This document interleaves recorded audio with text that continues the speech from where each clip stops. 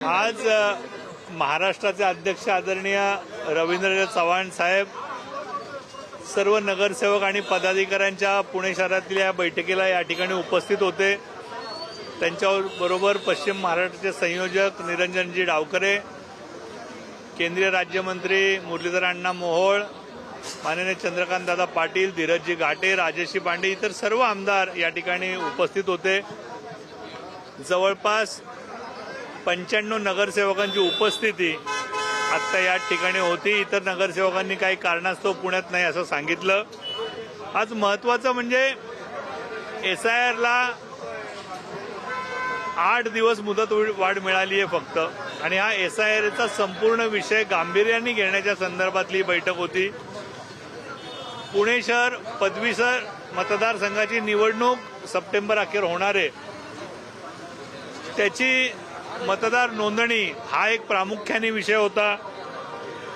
शिक्षक मतदारसंघाची नोंदणी हा एक प्रामुख्याने विषय होता। इतर संघटनात्मक विषय होते, परंतु प्रामुख्याने SIR आणि शिक्षक आणि पदवीधर मतदारसंघातला नगरसेवकांचा सहभाग आणि त्याची नोंदणी हा प्रामुख्याने विषय आदरणीय प्रदेशाध्यक्षांनी मांडला।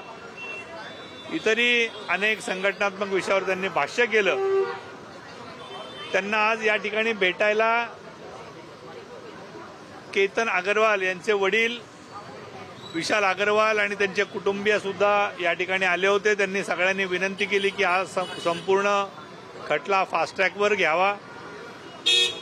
आज रवीजींना खूप घाईने डोंबिवलीकडे जावं लागलं, कारण आज त्यांच्याकडं जगन्नाथ यात्रा असते आणि फार मोठी यात्रा डोंबिवलीत असते, त्यामुळे ते घाईत निघून गेले। परंतु आज शहरात पूर्ण संघटनात्मक बांधणी, शिक्षक मतदारसंघ, पदवीधर मतदारसंघ, SIR, DLF असे जे संघटनात्मक सगळे विषय होते, या संदर्भातली ही बैठक होती आणि आदरणीय रवीजींनी त्याला योग्य ते मार्गदर्शन केलेले आहे। उत्साह वाढवायचा त्यांनी जोर दिला, काय नेमकं कशामुळे असं?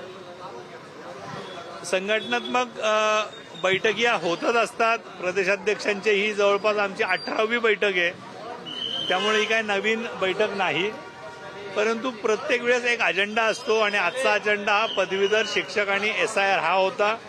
यात निश्चितपणे प्रदेशाध्यक्षांच्या मार्गदर्शनामुळे नगरसेवकात वेगळा उत्साह येतो आणि त्यातनं या सगळ्या क्लिष्ट विषयात मार्ग निघतात। पदवीधरची नोंदणी हा एक फार क्लिष्ट विषय असतो, कारण दरवर्षी नव्याने नोंदणी करावी लागते। पुणे शहरात जवळपास 5 ते 10 लाख पदवीधर आहेत आणि त्या पदवीधरांची एकूण नोंदणी करण्याच्या दृष्टीने एक मोठा टास्क त्यांनी आज या ठिकाणी भारतीय जनता पार्टीला दिलेला। तुम्ही एक विषय लावून धरला होता, राष्ट्रवादी सत्तेत नाही, विरोधी पक्षाचे महापौर काल जय पवारांनी राष्ट्रवादीच्या पुणे आणि पिंपरी चिंचवडच्या नगरसेवकांची बैठक घेतली। या बैठकीमध्ये राष्ट्रवादीच्या नगरसेवकांनी नाराजी व्यक्त केली, आम्हाला निधी मिळत नाहीये। या संदर्भात जय पवारांनी मुख्यमंत्र्यांशी बोलावं, कारण यापूर्वी देखील सुनेत्रा पवारांनी मुख्यमंत्र्यांना पत्र दिलं होतं, भाजप नगरसेवकांना निधी मिळतो मात्र आम्हाला निधी मिळत नाही, अशा पद्धतीची नाराजी बैठकीत। अशी कोणतीही नाराजी वस्तुस्थितीला धरून नाही। महापालिकेतले बजेटचं पुस्तक आपण वाचलं तर निश्चितपणे त्यांनी जी 4 कोटी रुपयाची मागणी केली ती प्रत्येकाला 4 कोटी रुपये या ठिकाणी दिलेत। स्थायी समितीच्या सभासदांचं वेगळे, पक्षनेत्यांना वेगळे, असे वेगळ्या वेगळ्या कॅटेगरीज आपण सगळ्यांना निधी दिले आहेत। सगळे मोठे प्रोजेक्ट मग ते कुठल्याही सभासदांचे असो ते त्यांना दिलेले गेलेले आहेत आणि त्यामुळं आपण जर का बजेटवरचं भाषणं ऐकली तर एकदम सुंदर होती। आता जर का वेळोवेळी कोण काय म्हणत असेल तर त्याला काही अर्थ नाही, परंतु जी निधीची मागणी किंवा आदरणीय उपमुख्यमंत्र्यांबरोबर सुनेत्रा वहिनींबरोबर जी बोलणं झालं त्याप्रमाणे सर्व सभासदांना या ठिकाणी निधीचं वाटप झालेलं आहे। सभागृहात जर का सभागृहातला एकूण वेळ आपण बघता, आपण पण सुद्धा प्रेक्षक गॅलरीत, पत्रकार गॅलरीत असता, तर 60% वेळ हे विरोधक म्हणजे आता राष्ट्रवादी काँग्रेस आणि काँग्रेस यांना आम्ही देतो। तसे तर बघितलं तर 126 नगरसेवक भारतीय जनता पार्टीचे आहेत, तरी सुद्धा 60% वेळ हा आम्ही त्या सभासदांना देत असतो। त्यांच्या भावनांना आम्ही वेळ देतो। असं बिलकुल चुकीचं म्हणणं आहे की त्यांना वेळ दिला जात नाही। त्यांना जर का सातत्याने बोलायचं असेल, एकाच विषयावर सातत्याने वेगवेगळे मुद्दे न मांडता भाषणं करायची असतील तर निश्चितपणे महापालिकेतलं ते सदन हे भाषण करण्यासाठी नाही तर मुद्दे मांडण्यासाठी आहे. नवीन सभासदांना कळायला उशीर लागतोय, हाच त्यातला गैरसमजुतीचा भाग. बांधकाम व्यावसायिकांनी आत्महत्या झालेली आहे, त्याच्यामध्ये गुन्हा दाखल झालेला आहे, आणि मात्र त्यांनी नावं अजूनही घेतली. आरोपी नाही अटक केलेली. खलील शेखांचा जो दुर्दैवी मृत्यू झालाय तो निश्चितच निंदनीय आहे. तो ज्या पद्धतीत झाला, ज्या परिस्थितीत झाला, याचा अभ्यास समाजातल्या प्रत्येक घटकांनी केले पाहिजे. आणि जे कोण आपल्याला स्वतःला या समाजातले प्रमुख मानतात त्यांच्यासाठी तर हा निश्चितपणे धडा मिळेल. या संदर्भात पोलिसांची 13 पथकं या ठिकाणी शोधतायत आणि जे कोणी मोठे पदाधिकारी स्वयंघोषित नेते होते ते आज भूमिगत झालेत. ही निंदनीय आहे, याचा मी निषेध करतो. खरं तर आलेल्या प्रत्येक परिस्थितीला सामोर जाण्याची तयारी ही या संदर्भातल्या सर्व जे आरोपी आहेत त्यांनी दाखवायला पाहिजे होती, त्याची जबाबदारी स्वीकारायला पाहिजे होती, त्या कुटुंबाला धीर देण्याची गरज होती.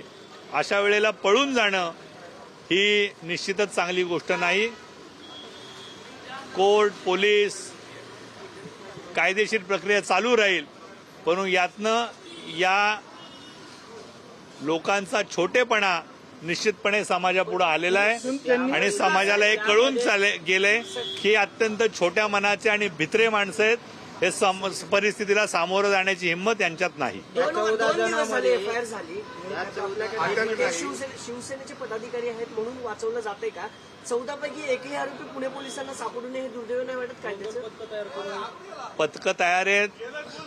जे कोणी या ठिकाणी फरार झालेत ती सगळी मोठी आणि हुशार लोक आहेत आणि त्यामुळं किती दिवस कायद्याला चकवतील हे सांगता येत नाही. परंतु ही प्रक्रिया चालू राहील. परंतु त्यांचे जे छोटेपणा आहे हा समाजापुढे आलाय आणि त्यांनी पळून जाणं हे निश्चितच चांगली घटना नाही. त्यांनी या गोष्टीला सामोरं जायला पाहिजे होतं. जर का ते निश्चितपणे म्हणतात आम्ही त्यात नव्हतो तर त्यांनी या गोष्टीला सामोरं जाऊन त्या कुटुंबियाला धीर देण्याची गरज होती. ते विक्टिम कार्ड खेळतायत, ते म्हणतात की पण नाव आहे तुमच्याकडनं त्याही फरार आहेत. सगळ्यांचीच मी ज्या लोक मी कोणाचंच नाव नाही घेतलं. मला नाव घ्यायची इच्छाही नाही, माझा तो स्वभावही नाही. पण जे कोण स्वयंघोषित नेते होते, रोज लोकांवर बोटं दाखवत होते, हाताची पायाची जेवढी आहेत तेवढी, आज त्यांच्यावरच ती बोटं उठली आहेत. आज त्यांना समाजात तोंड लपवून फिरावं लागतं. याच्यासारखी लाजीरवाणी गोष्ट माझ्यासारख्याला नाही. आज तुम्ही उठ सूट देवेंद्रजींपासून चंद्रकांत दादांपर्यंत बोलत होतात आणि आज आपल्याला तोंड काळं करून पळावं लागतंय. याच्यासारखी दुर्दैवी घटना नाही. आपण या घटनेला जर का सामोरं गेला असतात, पोलिसात गेला असतात, कोर्टाला सामोरं गेला असतात, त्या कुटुंबियाबरोबर उभं राहिला असतात ज्या कुटुंबियाबरोबर तुमचे गेल्या 25 वर्षाचे संबंध आहेत, अशा काळात तुम्ही तोंड काळं करून पळालात. ही निश्चितपणे तुमचं जे व्यक्तित्व आहे त्याला साजेसं तुम्ही वागताय, एवढंच मला या ठिकाणी सांगायचं. ते विक्टिम कार्ड खेळतात आणि तुमच्यावर आरोप करतात. ही त्यांची चांगली सूचना आहे. जर का ती आदरणीय देवेंद्रजी आणि आदरणीय सुनेत्रा वहिनी या संदर्भातला निर्णय करते. तुम्ही म्हणले म्हणजे बरेच तुमच्याच नगरसेवकांनी तक्रार दिली की बोलायला संधी मिळत नाही, परंतु कामं घेऊन आले तर कामही होत नाहीत. आता नगरसेवकांनी सभागृहात प्रश्न उपस्थित केलाय की जे फूड टेस्टिंगसाठी मशीन महानगरपालिकेने घेतलेल्या होत्या ते चोरीला गेलेत, ते कुठं आहेत कुणालाच माहित नाही. अशी सुद्धा घटना घडते. मला माहिती घ्यावं लागेल याच्यात हा कुठला प्रश्न आला आणि काय आला. कामं नसती झाली तर उद्रेक झाला असता. 170च्या आसपास नगरसेवक आहेत, 165 10 175 नगरसेवक आहेत. कामं होत आहेत. कामं न झाली असती तर आज जर का बघितलं तुम्ही तर या शहरात योग्य तऱ्हेने विकासाची कामं चालू आहेत. आपण एवढा पाऊस होऊन सुद्धा रस्त्यावरच्या खड्ड्यांचं प्रमाण जर का बघितलं तर दरवर्षीपेक्षा अत्यंत कमी आहे. त्यामुळे एक वेगळा पॅटर्न आपण करतोय आणि निश्चितपणे नगरसेवक काम करतोय. महत्वाची नाही का? मला माहिती घ्यावी लागेल, मला माहित नाही. धन्यवाद.